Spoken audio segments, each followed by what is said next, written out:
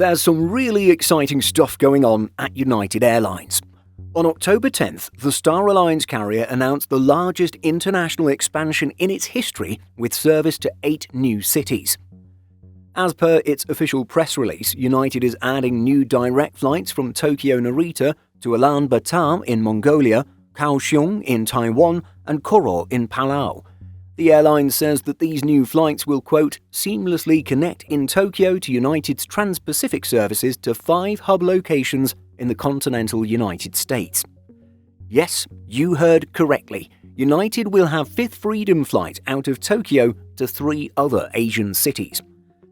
Naturally, the airline serves Narita from several US cities including Denver, Houston, Los Angeles, Newark, and San Francisco. From there, passengers from the continental United States can continue onwards with United Airlines to Saipan in the Northern Mariana Islands or Guam. Narita Cebu is now offered as well. So, if and when this latest expansion goes through, Narita would more and more appear to be a United Airlines hub. But it's actually not the first time United has used the airport like this, and it's something we'll more closely examine for today's video. You're aiming to rebuild the Tokyo hub. United traditionally had a hub in Tokyo for intra-Asia routes. Is this a stealth rebuilding? So what we're doing is we're building it differently. We're serving the largest population centers with wide bodies with non-stop service, and we're adding unique content, places that are simply much harder to get to with narrow-body aircraft. Many of you may not be old enough to remember, but United Airlines took over Pan Am's Asia-Pacific network in 1986. It reportedly paid $750 million for Pan Am's Pacific division, which, after adjusting for inflation, would be about $2.2 billion today. A crucial part of the deal was obtaining the Tokyo Narita Airport hub, which helped United to become a global player. We could call the move a success, as the airline is still a larger long-haul operator than American Airlines and Delta Airlines. It wasn't just Pan Am or United that used Narita as a hub. Northwest and later Delta also did so, while Continental served Narita Hong Kong in 2011/2012.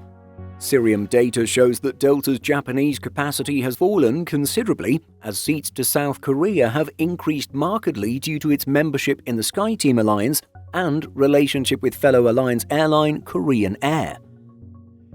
United's Narita hub presence was from traffic rights awarded post-World War II. This wasn't for Tokyo Narita specifically, but for the country of Japan as a whole. In fact, Tokyo Narita was only built in 1978. But choosing the Tokyo area airport allowed United to carry passengers and freight from Narita across Asia, transforming the airport into a connecting hub for the carrier. Passengers could fly from multiple US hubs to Narita and then across Asia. Narita helped overcome aircraft range problems, although United's Boeing 747-400s at the time, as well as 777-200ERs from its San Francisco hub, made more non-stop flying possible.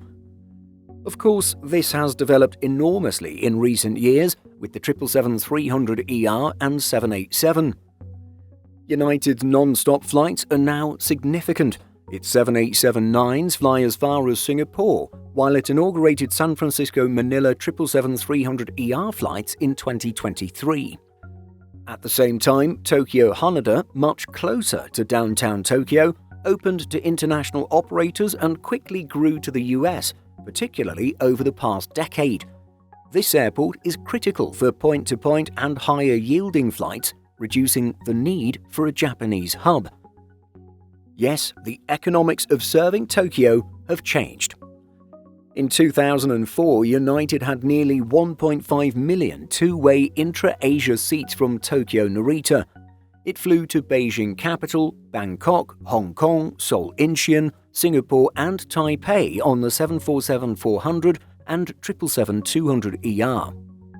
United's activity at Narita would decline from there. Here's when various Tokyo flights ended. Service to Beijing capital ended in 2011.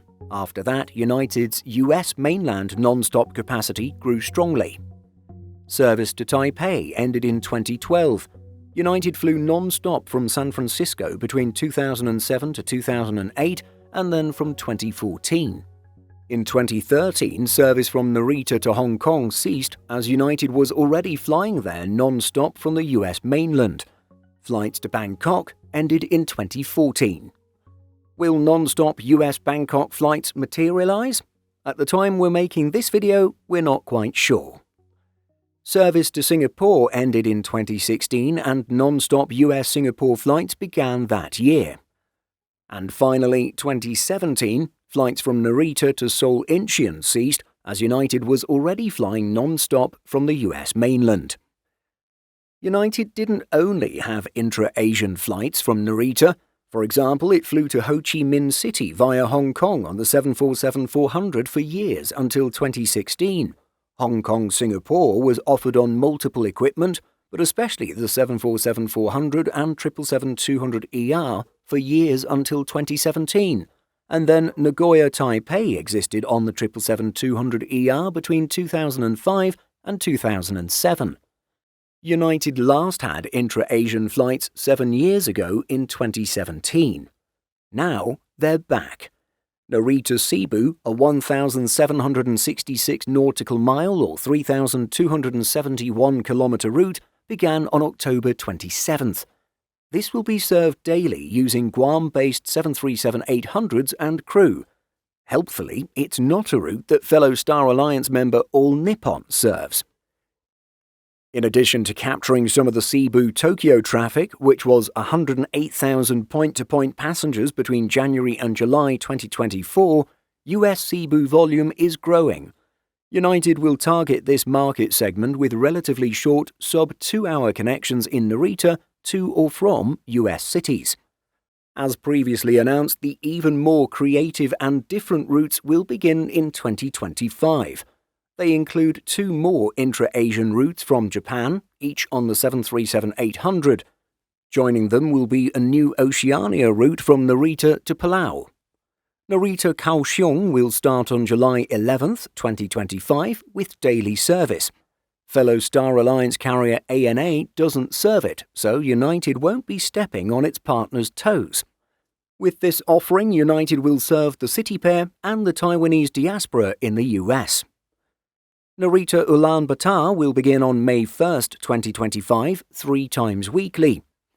Not served by ANA either, the Ulaanbaatar US market has 40,000 passengers, largely influenced by Mongolia's tourism development as well as mining/engineering travel and travellers' keenness for more adventure.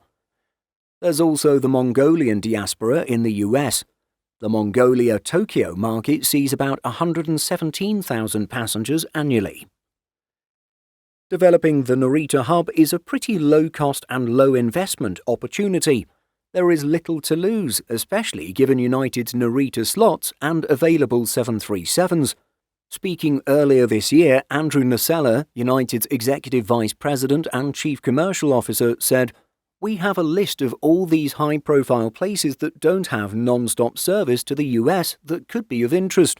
We're going to try and see if we can make some magic." Patrick Quayle, Senior Vice President of Global Network Planning and Alliances, stated, "No other airline gives customers non-stop access to as many unique international destinations and experiences from the US. Our network provides the most choice and variety for our customers, whether they are looking for a relaxing seaside getaway, once-in-a-lifetime adventure travel, or to explore some of the most vibrant urban escapes across the globe." Clearly, United was careful to choose destinations from Narita that didn't compete with its alliance partner ANA.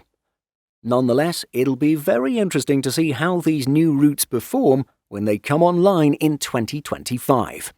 So, what do you think about the revival of Tokyo Narita Airport as a hub for United Airlines? Share your thoughts by leaving a comment. Simple Flying publishes over 150 articles every week. If you're looking for the latest aviation news and insights, visit simpleflying.com.